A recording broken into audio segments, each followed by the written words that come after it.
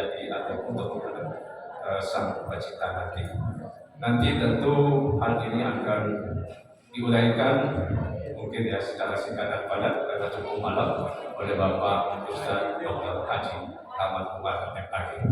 Dan selanjutnya saya sampaikan saja untuk melakukan Quran Ramadan 1445 Hijriah Jumat 18 Ramadan atau 9 Maret 2024 saldo awal 7.071.000 ini saya sampaikan bahwa ini saldo awal ini saldo selama bulan puasa terpisah dengan yang Jumat ya, jadi jangan salahkan nggak campur itu yang terpisah.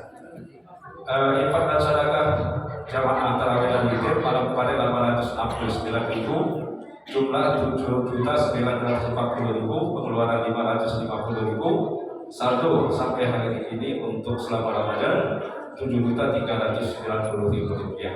Kami tentu selaku atas nama pengurus masjid mengucapkan terima kasih kepada bapak-bapak, ibu-ibu yang sudah memberikan infak dan sedekahnya. Mudah-mudahan untuk mendukung kelancaran daripada masjid kita. Selanjutnya untuk bertindak sebagai subuh besok ya. Ya, Bapak Tommy Adityo, Bapak Tommy Adityo, MC PhD, karena beliau kemarin berhalangan dan Pak Imam sebenarnya sudah jadwal Pak Imam ya. Ya, karena Pak Imam masih kurang sehat, kita doakan mudah-mudahan Pak Imam kita sehat karena kondisinya akhir-akhir ini memang agak drop ya. Jika dia tidak bisa melaksanakan sesuai jadwal. Selanjutnya untuk sambil petugas kan kuenya saya kira ada tadi ya, saya lupa. Tolong kue saya akan bagikan selama ini, nanti tidak enak kalau Pak Ustadz sudah memberikan tausiah. Tolong dibantu ibu-ibu kue ya.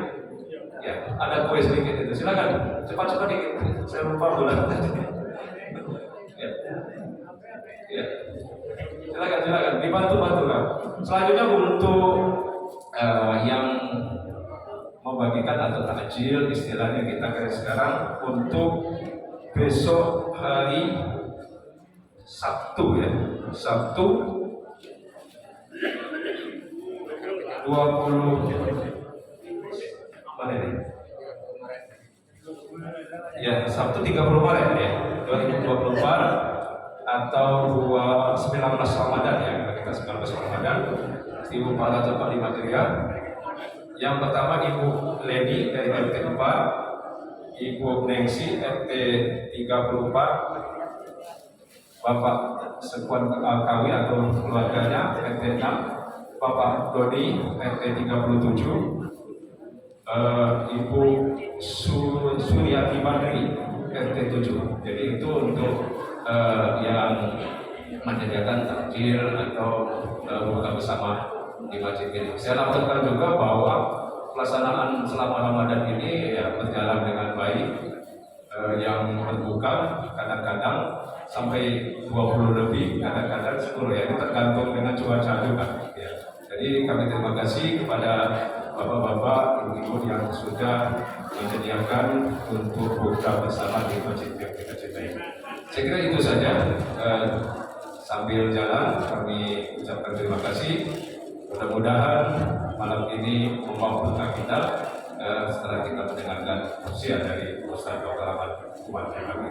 Untuk itu kami persilakan kepada Ustaz. Kami akhiri wassalamu. Apa? Oh ya, siapa? Asal. Ya. Untuk selanjutnya ini langsung aja supaya jangan banyak.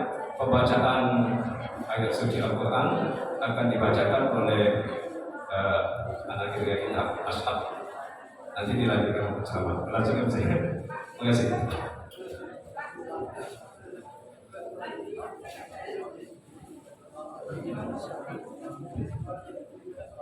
Mohon pada saat pengajian lagi mengaji, mohon aktivitas dihentikan dulu bagi ibu. Terima kasih.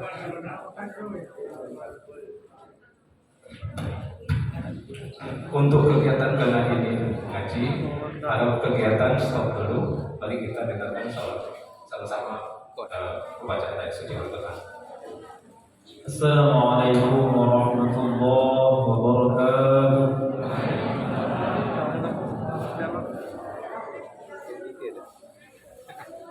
أعوذ بالله من الشيطان الرجيم.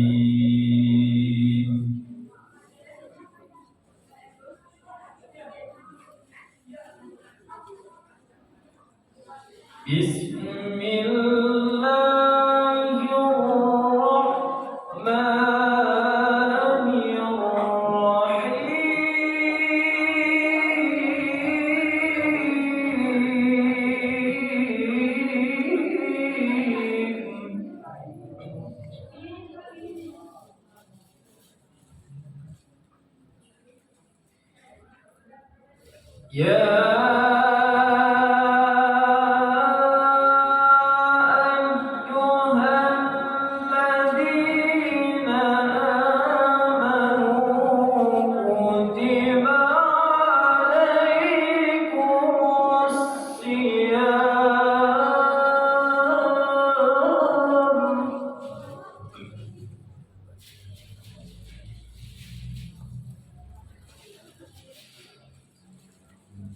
كما كتب على الذين من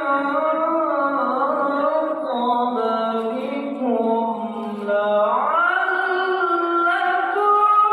تتقون.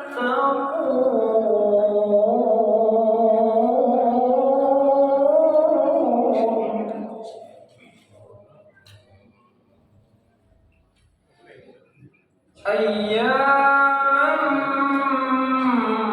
معدودات.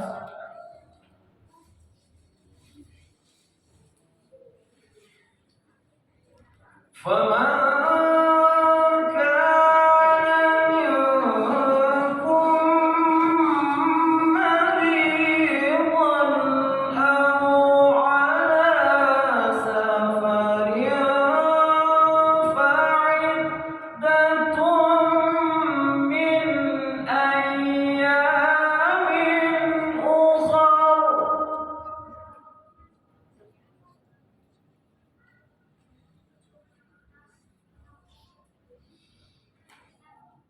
وعلى الذين يطيقونه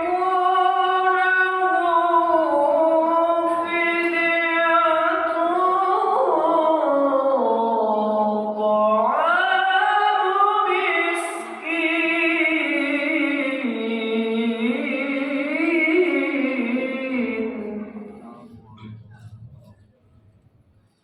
فمن تطوع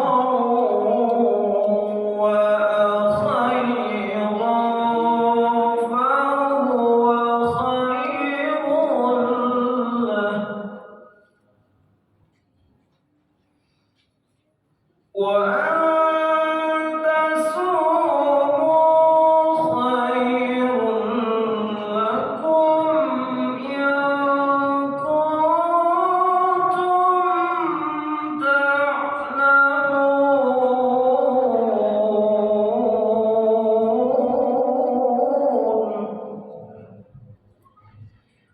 وأن تصوموا خير لكم إن كنتم تعلمون.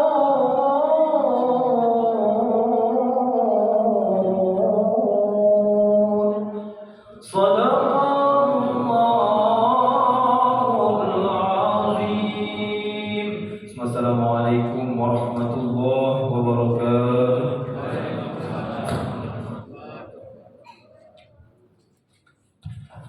Demikianlah pembacaan ayat suci Al-Quran yang dibacakan oleh Ananda Ashab. Kalau lengkapnya Ashab Busuri, karena banyak ashab saja yang ini salah satu perintah kita di Masjid Al-Barkah. Baik, tidak kata lebar kepada Pak Ustadz untuk memberikan tausiahnya. Mudah-mudahan apa yang dibacakan tadi akan membuka kita di dalam tafsir pada hari ini. Mudah-mudahan apa yang dibacakan dari kita yang mendengarnya mendapatkan amal ibadah atau mendapatkan ridha dari Allah Subhanahu wa taala. Untuk itu kami persilakan kepada Ustaz untuk memberikan tausiah dalam rangka Nuzulul Quran. Kami akhiri. Wassalamualaikum warahmatullahi wabarakatuh. Bismillahirrahmanirrahim. Assalamualaikum warahmatullahi wabarakatuh.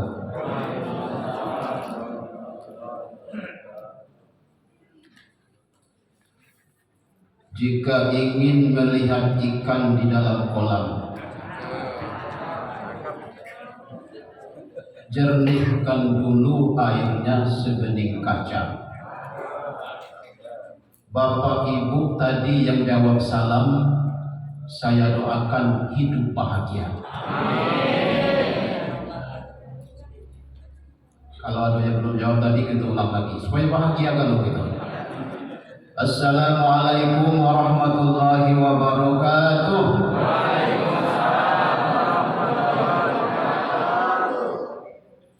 Alhamdulillahi rabbil alamin. Wa bihi nasta'in ala umuri dunya waddin. Alhamdulillahilladzi anzala al-Qur'an hudan lin-nasi wa bayyinatin minal huda wal furqan. Asyhadu an la ilaha illallah wahdahu la syarika lah wa asyhadu anna sayyidana wa nabiyyana Muhammadan 'abduhu wa rasuluh. Qala Allah ta'ala fi kitabihil karim, a'udzu billahi minasy syaithanir rajim. Bismillahirrahmanirrahim. Syahru Ramadan alladzi unzila fihi al-Qur'an hudan lin-nasi wa bayyinatin minal huda wal furqan ila akhir ayat. Wa qala Rasulullah sallallahu alaihi wasallam, Iqra'ul Qur'an fa innahu ya'ti yaumal qiyamati syafi'an li ashabihi. Sadaqallahul azim wa sadaqa rasulun nabiyul karim. Bapak pengurus, bapak-bapak, ibu-ibu, hadirin jamaah salat tarawih rahimakumullah. Bersyukur kita kepada Allah Subhanahu wa taala dengan ucapan alhamdulillahi rabbil alamin. Berselawat kita kepada Rasulullah sallallahu alaihi wasallam. Allahumma shalli ala sayyidina Muhammad wa ala ali sayyidina Muhammad. Bapak Ibu hadirin jamaah rahimakumullah. Malam hari ini kita di masjid ini dilaksanakan memperingati Nuzulul Quran.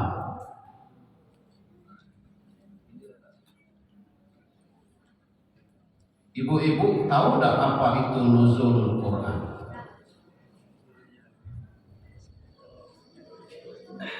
Bapak-bapak tahu tak Nuzulul Quran?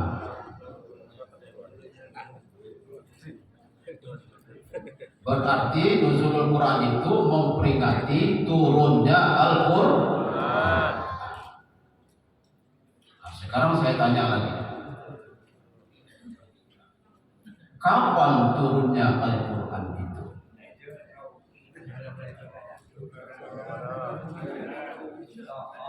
Ibu, kapan turunnya Al-Quran?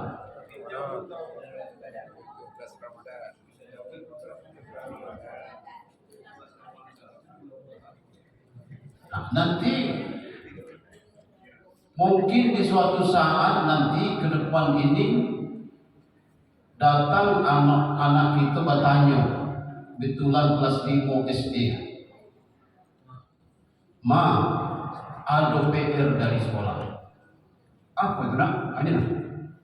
Satu, kapan turunnya Al-Quran? Nah, kan? Coba tanya ke ustaz sebelahnya, udah tahu ya. Umur kita ada yang 40 tahun. 40 tahun potonglah 20 tahun yang aktif. Berarti lah 20 kali mengikuti nuzulul Quran. Berarti setahun sekali. Berarti lah 20 kali kita nuzulul Quran. Sementara ditanya kapan turunnya Al-Quran, tak tahu kita. Yang tahu kita 17 Ramadan itulah. Nah, dalam sejarah Bapak dan Ibu, turunnya Al-Quran itu pada tanggal 17 Ramadan tahun 610 Masehi atau tahun ke-40 kelahiran Nabi. Nah, itu bisa dibawa balik nanti. 17 Ramadan tahun 610 Masehi atau tahun 40 dari kelahiran Nabi. Itulah nuzulul Quran. Karena sedikit banyaknya para ustaz setiap memperingati nuzulul Quran selalu mengambil hikmah, jarang menceritakan kapan turun Quran dan prosesnya bagaimana, sehingga kita terlewatkan. Nah, ini penting. Nah, Al-Quranul Karim itu masa turunnya. Berapa lama proses turunnya? Ada ibu-ibu yang tahu? Ada yang tahu dikasih hadiahnya?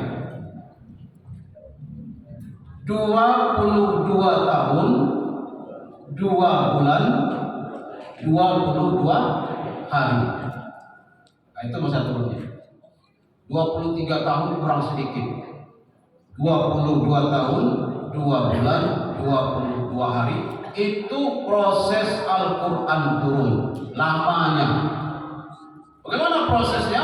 Al-Quran itu turun dari Allah Subhanahu wa Ta'ala, turun sekaligus ke Baitul Izzah.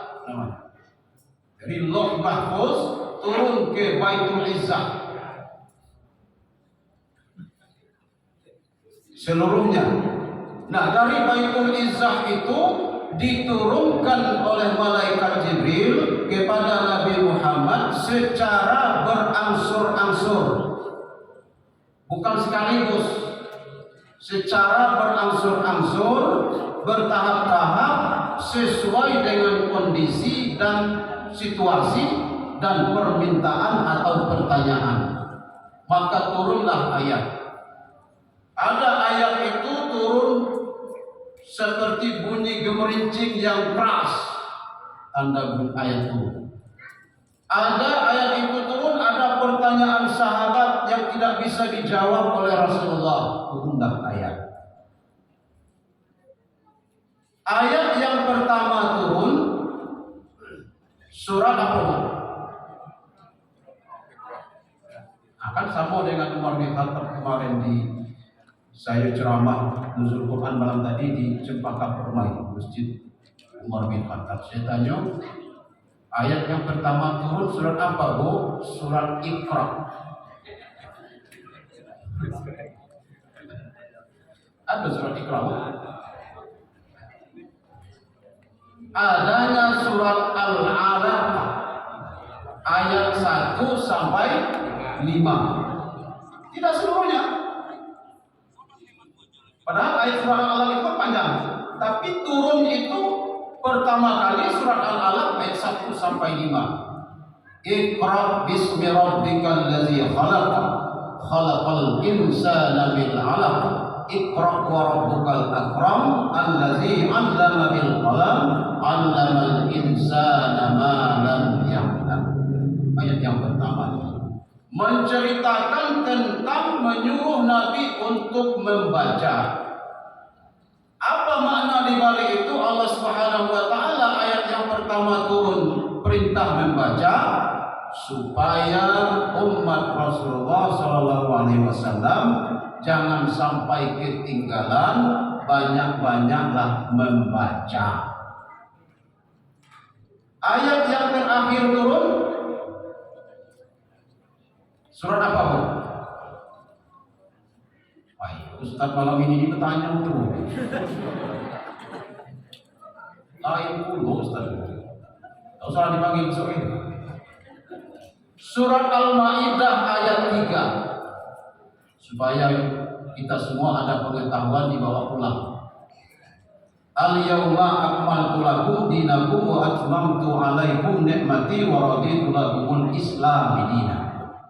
Itulah ayat yang terakhir turun menceritakan bahwa Islam ini sudah sempurna disampaikan oleh Rasulullah Sallallahu Alaihi Wasallam. Maka turunlah ayat itu melambangkan bahwa kesempurnaan penyebaran dakwah yang disampaikan oleh Rasulullah Sallallahu Alaihi Wasallam. Bapak Ibu rahimakumullah, kita santai lebih kurang 20 menit lah. Saya sampaikan ini baru sejarah, ini belum ceramah ini.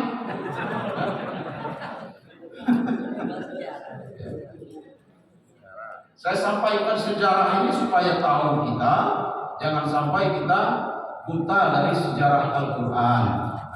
Sekarang Al-Quran, ma huwa Al-Quran? Apa itu Al-Quran? Al-Quran adalah kalam Allah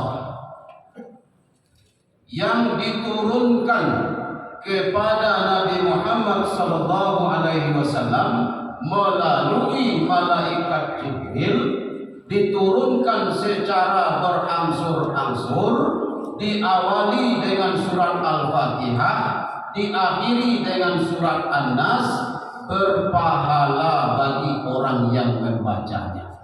Nah, itu Al-Quran itu.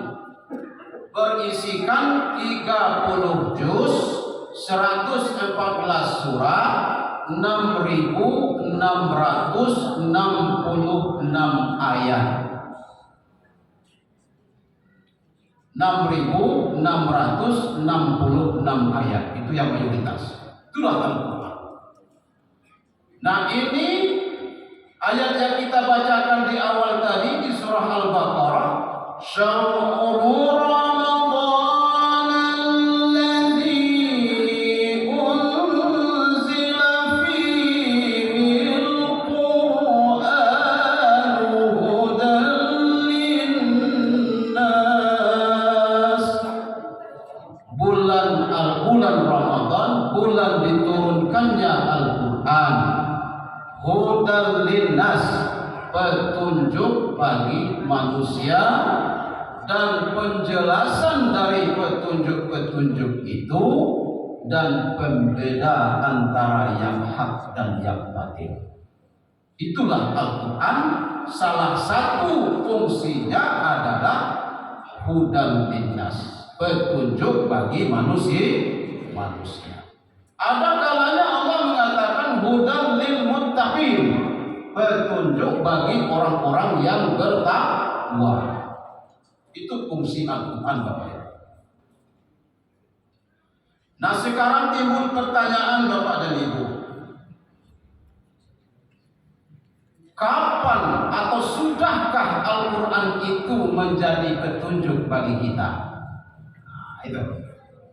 Fungsi Al-Quran itu adalah hudan linnas, petunjuk bagi manusia, petunjuk bagi orang-orang yang bertakwa. Timbul pertanyaan, sudahkah Al-Quran itu menjadi petunjuk bagi kita? Sudah, Bu? Alhamdulillah. Karena ada yang jawab, belum tahu, Pak. Tak ada saya rasakan. Al-Quran itu baru bisa menjadi petunjuk bagi kita, Bapak dan Ibu, setidaknya kita harus melaksanakan 6M. Jadi saya mengistilahkan 6M. 6M ini Bapak Ibu bawa balik dulu. Bawa pulang 6M ini, ingat-ingat di rumah. M yang pertama adalah mengimani Al-Quran. meyakini Al-Qur'an. Al-Qur'anul Karim yang 30 juz, 114 surat, 6.666 ayat, ini adalah kalam Allah yang diturunkan kepada Nabi Muhammad, diturunkan secara berangsur-angsur, berpahala bagi orang yang membacanya, harus diimani, wajib diimani, wajib diyakini. Apa yang diyakini? Kebenarannya. Sebab itu sekarang ini orang-orang yang haus dengan ilmu pengetahuan, akan tetapi ilmu pengetahuannya tidak dibarengi dengan keimanan, dia tidak meyakini Al-Quran, dia menyampingkan Al-Quran, masih ragu tentang kebenaran Al-Quran. Dan bukan sekarang aja, masa Rasulullah dulu, masa Nabi dulu ada yang meragukan Al-Quran. Para kafir Quraisy yang masih ragu tentang Al-Quran, maka itu semua dijawab oleh Allah dengan ayatnya. Wa in kuntum fi raibin mimma nazzalna ala 'abdina fa'tu bi suratin min mislihi wad'u syuhada'akum min dunillahi in kuntum shadiqin. Jika kamu masih meragukan tentang Al-Quran yang kami turunkan kepada engkau, wahai Muhammad, fa'tu bi suratin min mislih, katakan kepada mereka, silahkan buatkan semacam surat atau semisal satu surat saja, satu ayat saja, sepenggal ayat saja. Panggil itu pemimpin-pemimpin mereka, panggil itu penyair-penyair mereka, jika mereka orang-orang yang benar. Tapi tidak ada bisa. Para kafir Quraisy itu ingin menandingi Al-Quran, redaksinya, ya, per ayat-ayat itu mau ditandingi, nggak bisa. Ada yang mau coba-coba buat, maka muncullah ayat-ayat palsu, ayat-ayat palsu. Muncul nabi-nabi palsu ketika itu. Karena Al-Quran ini tidak bisa ditandingi, Pak. Al-Quran ini, Bapak Ibu, Allah menurunkannya dan Allah sendiri yang menjaganya. Inna nahnu nazzikra wa inna lahu lahafizun. Ya, kami yang menurunkan Al-Quran itu, kata Allah, dan kami yang akan memeliharanya. Tidak bisa kita rubah-rubah begitu saja. Kalau dirubah, ketahuan. Satu ayat saja dirubah, itu ketahuan. Nah, oleh karena itu, Bapak Ibu rahimahumullah, Al-Quran ini tidak ada istilah mengikuti zaman. Misalnya zamannya lain, rubah jalan Al-Quran ini tidak relevan lagi dengan zamannya, kan? Misalnya satu surat saja, misalnya surat Al-Fil. Surat Al-Fil ini kan dulu masa Nabi lahir. Untuk apa lagi dibuang saja, gitu kan?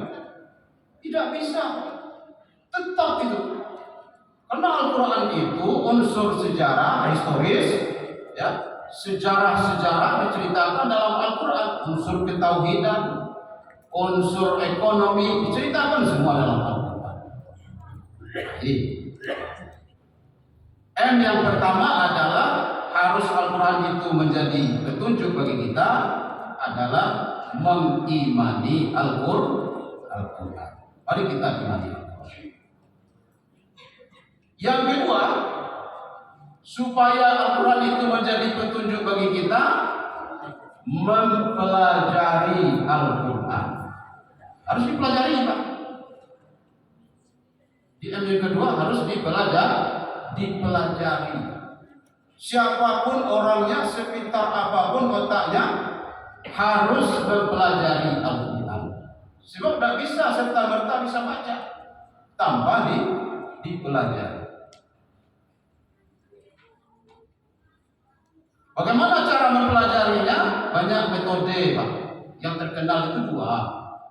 Satu metode Baghdadi, yang kedua metode Iqra. Kalau metode Baghdadi itu, Pak, itu metode Kitolamo dulu, metode ejaan. Huruf hijaiyah itu dieja. Gue masih ingat tak? Alif dua di atean, alif dua di bawain, alif dua di depan an in un. Alif di ata, alif di bawahi, alif di depan u, a i u. Itu dulu ketika orang tua kita menyerahkan kita ke guru ngaji di dusun, Pak. Ibu-ibu dulu masuk waktu remaja diserahkan oleh bapak dan ibu orang tua kita ke guru ngaji di langgar atau di musala. Ini anak saya, tolong ajarkan ngaji. Ini rotannya. Nyerahkan kita langsung nyerah rotan. Rotan ini kalau dia ribut, kalau dia lari-lari, kalau dia membangkang, rotan inilah yang akan memecutnya. Itu dulu. Ini jangan coba-coba rotan, Pak. Panjang urusan itu aja. Ya. Kenapa orang dulu mantap baca Qur'annya? Ibu-ibu itu mantap baca Qur'annya ketimbang. Bisa dibandingkan dengan anak-anak kita yang sudah banyak bergaul sekarang. Tidak bisa kita pungkiri, Pak. Dulu diejakan, Pak, huruf hijaiyah itu. Kalau diejakan sehingga bacaan huruf hijaiyah itu mantap kita baca. Tahu posisi mulutnya. Karena belajar itu harus bertalaki, berburu. Jadi belajar ngaji itu harus berburu, ada gurunya. Kita melihat bacaan guru. Makanya kalau dalam MTQ, kebetulan saya kan salah satu dewan hakim MTQ komisi. Apalagi MTQ nasional. Dewan hakim itu punya layar di depannya, TV. Nah, dia orang baca di sana, muncul di sini. Di samping nyimak bacaannya melihat posisi mulutnya dalam menyebutkan huruf itu. Sampai di situ, Pak. Supaya kebenarannya itu jelas. Huruf hijaiyah berapa, Bu? 28 atau 29? Dari 28 huruf hijaiyah itu ada 18 huruf al-lisan. Huruf lidah namanya huruf al-lisan dari 18. Yang mana itu ketika kita menyebutkan huruf hijaiyah itu lidah kita bergetar. Ibu-ibu coba nyebutkan ba. Ba. Bergetar tak lidahnya? Hah? Tidak kan? Berarti itu bukan huruf lisan. Coba sebut ta. Ta. Berfungsi tak lidahnya? Berarti itu huruf lisan. Ada 18 huruf lisan, huruf lidah Bapak Ibu, itu harus kita tahu dari huruf hijaiyah itu. Malam hari ini saya akan menjelaskan 18 itu. Lain waktu saya jelaskan kalau dipanggil. Itu harus tahu, Pak. Kalau tidak tahu kita nanti posisi hurufnya tidak tahu kita. Nah, itu apa tadi? Itu metode Baghdadi. Metode lama, metode kuno, tapi itu bermanfaat. Huruf dasar dari hijaiyah itu disebut huruf dasarnya. Karena huruf hijaiyah itu yang 28 itu ada huruf dasar bacaannya. Apa itu contohnya? Alif yang belum ada baris, jim yang belum ada baris. Apalagi? Qaf yang belum ada baris, mim yang belum ada baris. Itu huruf dasar. Lam yang belum ada baris. Itu disebut huruf dasarnya. Karena ketika kita baca Quran, ada yang di awal-awal surat, yang ayat-ayat mutasyabih, yang harus kita baca huruf dasarnya. Ayat pertama surah Al-Baqarah, apa bacanya? Ada 3 huruf, alif, lam, mim, set garis panjang di atas. Tidak ada garis, Pak. Coba lihat.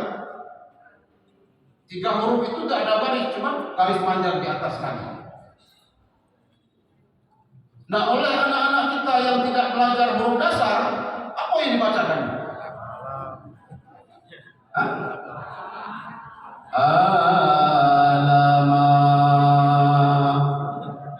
kan?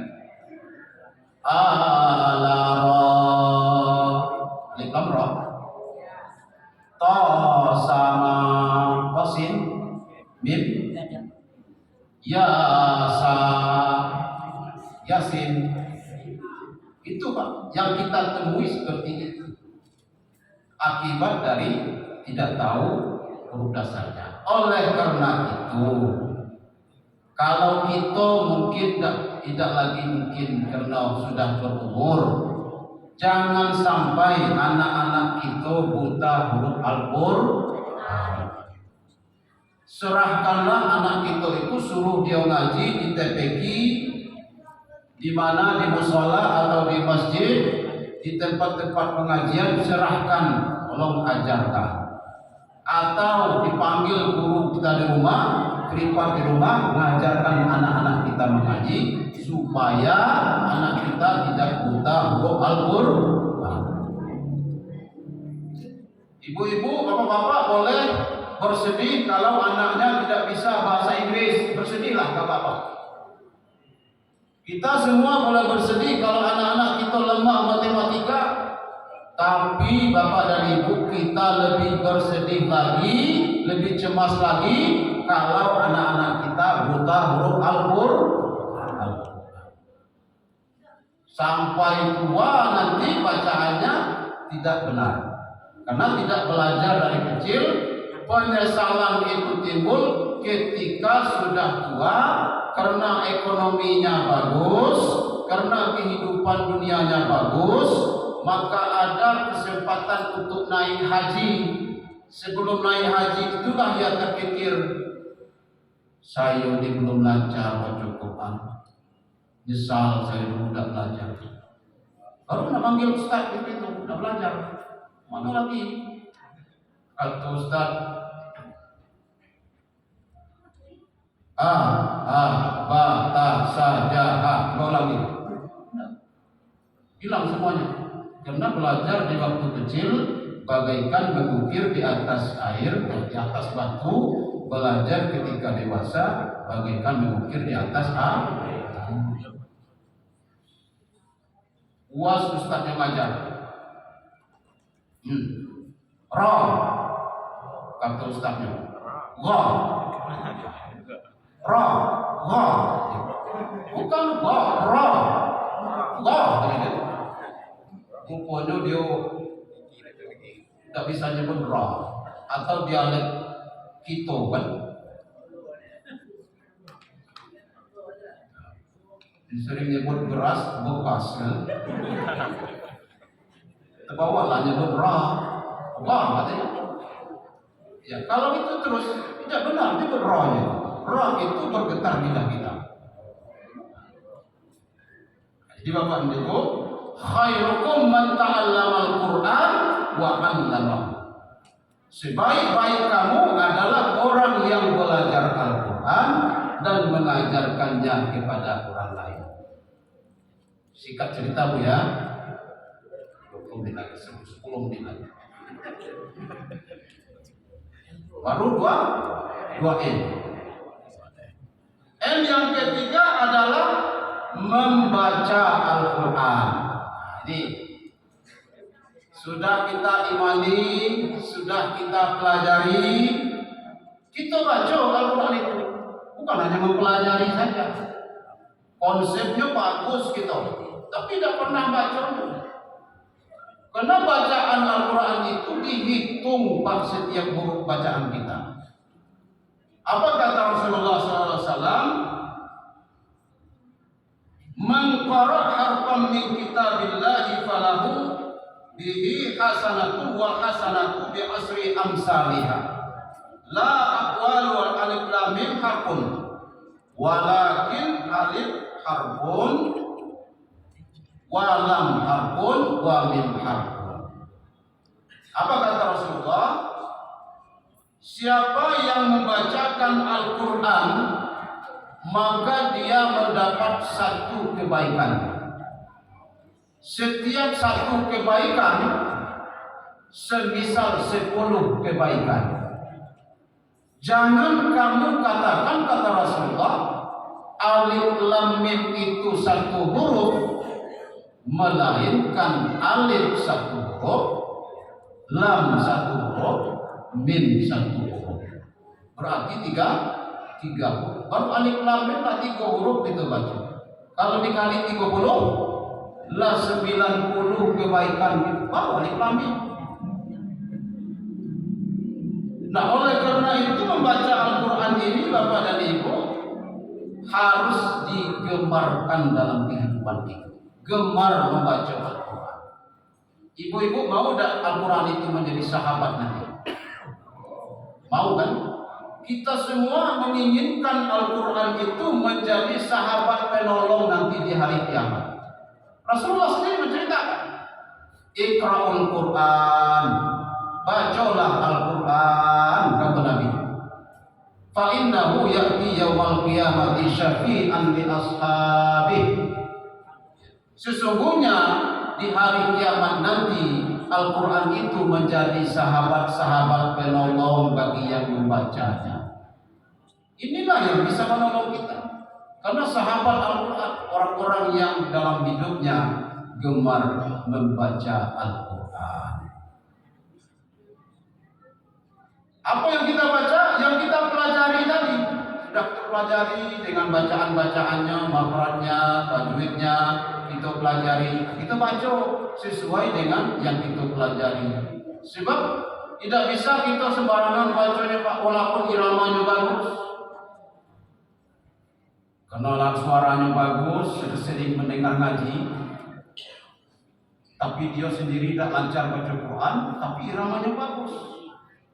Dipakailah lagu-lagu Al-Quran itu, nada-nada Al-Quran, tapi tidak jelas. Pada pagi hari duduklah dia di teras, istri sedang menyapu halaman, dia ngaji, seolah-olah dia ngaji lah, gitu kan. Mari kita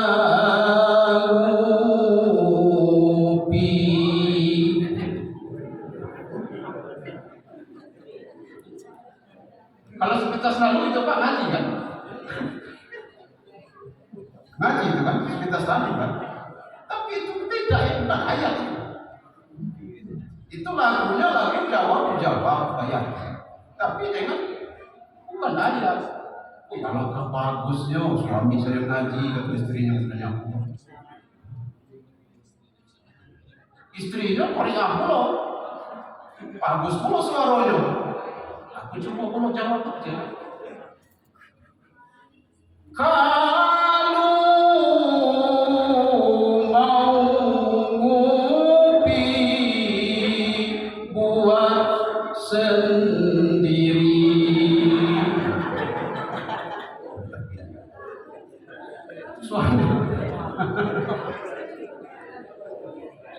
Suami istri selalu bagus. Kalau tetangga yang lewat, oh gitu, luar biasa suami istri. Tapi itu bukan ayat, karena jadi oleh karena itu jangan sampai kita suara kita bagus, tapi kita tak belajar rugi, Pak. Sebab membaca Al-Quran itu ada 3 metode, Pak. Metode yang pertama ada metode mujawaz, bil mujawaz. Membaca Al-Quran dengan tingkatan lagu. Tadi yang dibacakan oleh anak kita si Ishak, itu sudah bagus. Itu cara membaca Al-Quran bil mujawaz dengan tingkatan lagu. Bayati, Hijaz, Nahawan, Sika, Ros, Jiharka, ada tingkatan-tingkatannya. Itu dipelajari. Ibu mungkin waktu remaja pernah belajar irama, gitu. Nah, itu bagus. Nah, ini Bapak dan Ibu membaca Al-Quran bil mujawaz bagus, enak didengar, Pak. Seperti yang kita baca tadi, Isa. Enak didengar kita baca, menyentuh dalam hati kita. Belajar apalagi suara kita elok, tambah elok lagi. Nah, ini yang sudah langka pada zaman sekarang. Ini sudah langka. Nah, tadi untung aja ada salah seorang qari yang mau baca Quran. Kamu kalau tidak bertolak-tolakan, Pak. Tolong ngajinya. Pak, suara ini sedang ini ya, kesana. Suruhlah Pak Seno disuruh. Tolong ngaji Quran. Aduh, kecamatan tinggal. Macam-macam rasanya.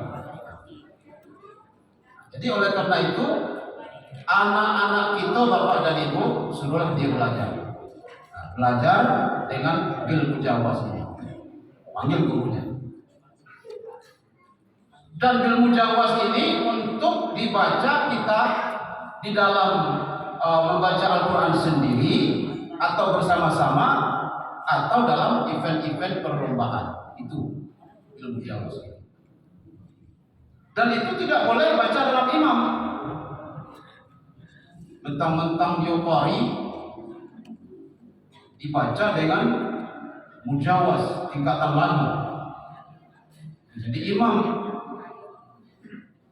di Masjid Al-Barakah, Allahu Akbar, Bismillahirrahmanirrahim, Alhamdulillahi Rabbil Alamin.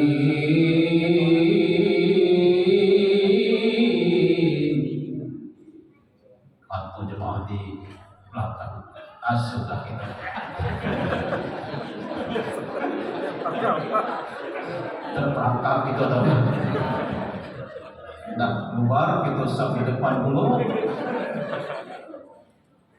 Itu makanya ada tempatnya Bapak dan Ibu. Jangan kita bawa ke imam, ada tempatnya. Imam itu ada lain cara. Bil mujawaz itu untuk ada ngaji sendiri atau ngaji event-event tertentu. Susah Pak, mau takziah kita bercarian untuk baca Quran. Mau acara-acara besar bercarian baca Quran. Ya ada stok di sini yang bilang. Yang kedua, metode murattal. Murattal itu metode sedang membaca Al-Quran cepat, tapi tidak cepat betul. Nah, seperti yang imam-imam bawa, seperti saya tadi. Saya waktu imam membawa metode murattal itu. Bismillahirrahmanirrahim. Al-Qari'atu mal-Qari'ah wa ma adraka mal-Qari'ah yawma yakunun nasu kal-farashil mabsus wa takunul jibalu kal-'ihnil manfush. Nah, itu adalah metode murattal. Tidak terlalu cepat, tidak terlalu lambat, itulah imam. Jadi standarnya begitu temponya. Jadi kalau ada yang jadi imam begitu, silahkan. Jadi imam itu Pak, semua kita ini ada kesempatan untuk jadi imam kalau sanggup. Tidak mesti kita. Misalnya banyak di sini yang bacaannya sama-sama bagus semua. bacaannya sama bagus. Nah, kalau bacaannya sama-sama bagus, kita ambil orang yang sudah tua umurnya, yang lebih tua umurnya. Nah, sama-sama tua kalau supaya kalau kita ambil orang yang pertama kali berdomisili di sini. Nah, itu jadikan imam sholat. Jadi pertama ukurannya adalah standarnya bacaannya bagus, itu imam. Nah, kalau tadi imam. Nah, semua kita berhak. Saya Pak di masjid itu sengaja saya waktu Isya, kalau saya ada di rumah, waktu Isya itu saya lambatkan ke masjid. Nah, kalau lah saya duluan di situ, tak akan berani orang jadi imam. Ya, tak akan berani. Disuruh dia tak akan berani dia. Aisyah itu saya lambatkan. Biarlah sapu ditolak-tolak jadi imam. Untuk regenerasi belajar jadi imam. Berapa jadi imam itu? Kan mudah.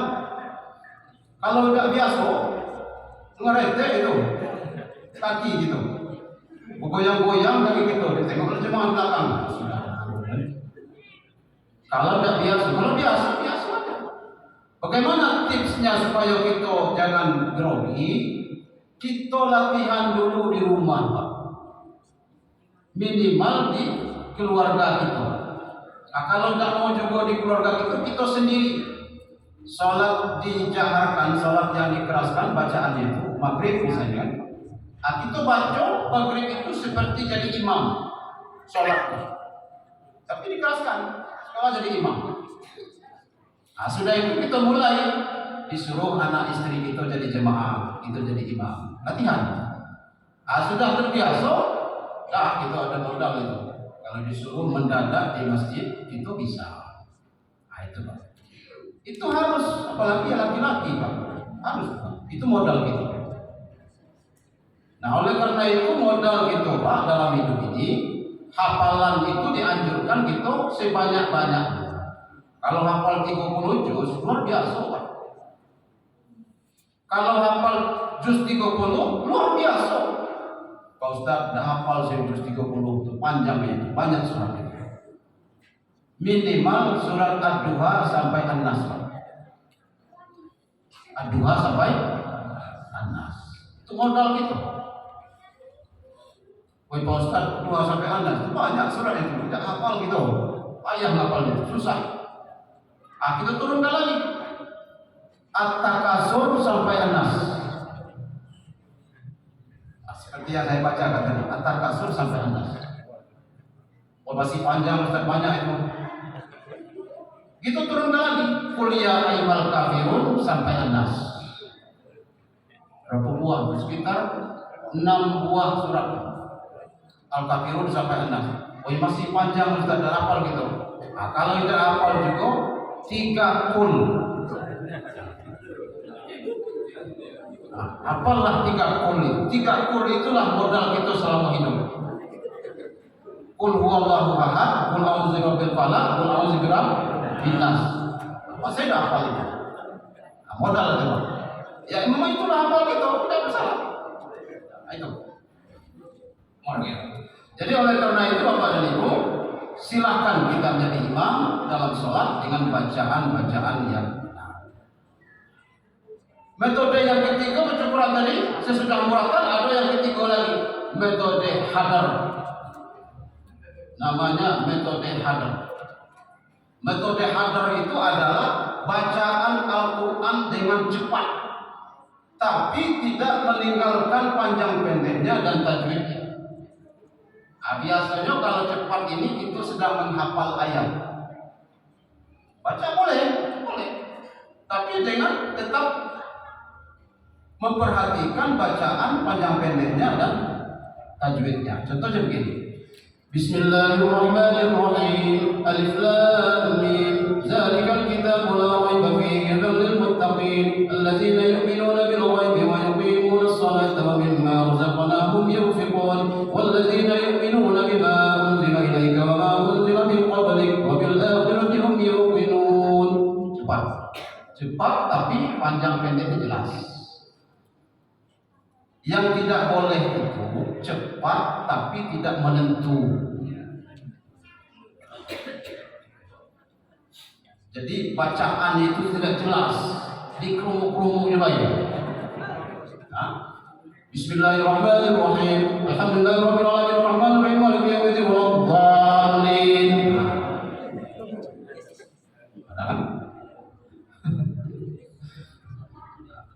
Bismillahirrahmanirrahim. Allahu subhanahu ahad. Tidak jelas, dikerumuk-kerumuk tidak boleh.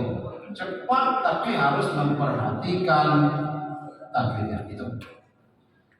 Jadi Bapak dan Ibu rahimakumullah, bacalah Al-Quran. Sesungguhnya Al-Quran itu menjadi sahabat penolong bagi kita. Setiap hurufnya dinilai oleh Allah dengan satu kebaikan. Aisyah berkata dalam sebuah hadis Rasulullah, "Allazi yaqra'ul Quran wa huwa mahirun bih ma'as safarul kiram bal barar. Wallazina yaqra'ul Quran wa yatatahfihi wa huwa alaihi syaqun lahu ajran."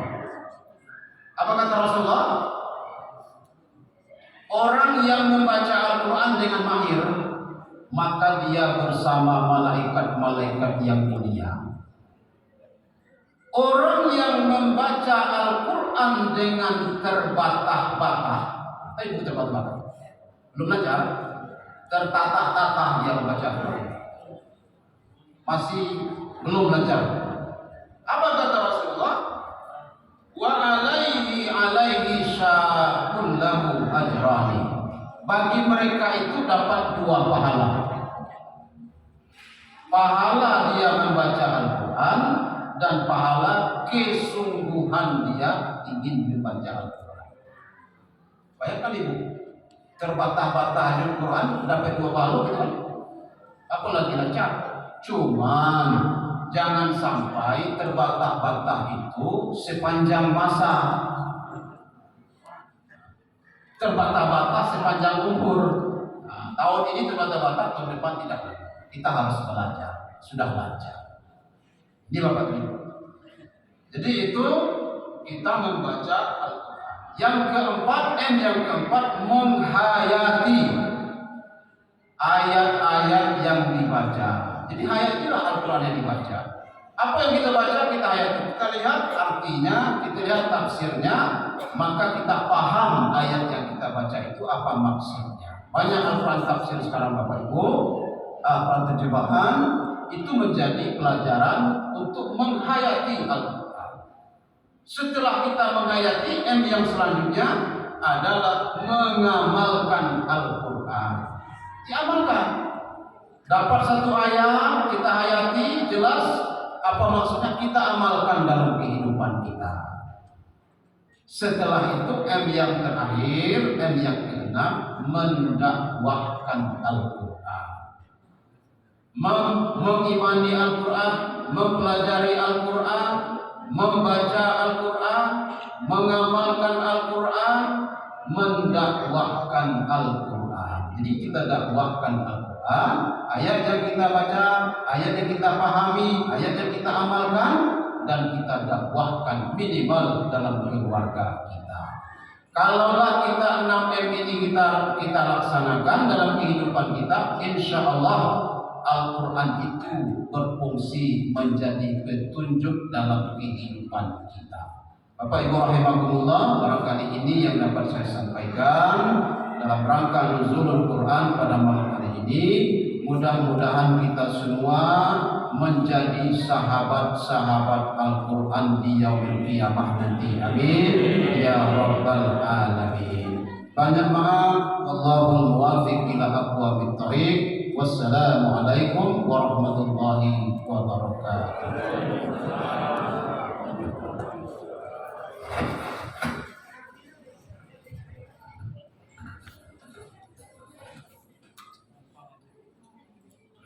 Terima kasih kepada Ustadz Bapak Dr. Hadi Rahmanullah yang sudah menjelaskan atau menguraikan tentang bagaimana kita melaksanakan Al-Quran itu dalam 6M bagi petunjuk dalam kehidupan kita. Tadi dibacakan yang pertama mengimani Al-Quran, yang kedua mempelajari Al-Quran, yang ketiga membaca Al-Quran, keempat menghayati bacaan Al-Quran, yang kelima mengamalkan Al-Quran, dan tingkatan yang paling tinggi adalah mendakwahkan Al-Quran. Yang minimal ya sampai ke M ke 5 saja sudah bagus kan. Nah, jadi bapak-bapak terima kasih kepada bapak-bapak ibu yang sudah hadir pada hari ini. Terima kasih kepada Pak Ustadz yang sudah bersedia hadir untuk memberikan tausiah tentang suasana Nuzul Quran. Mari kita tutup acara kita ini bersama-sama dengan nafas Alhamdulillahirobbilalamin. Wassalamualaikum warahmatullahi wabarakatuh.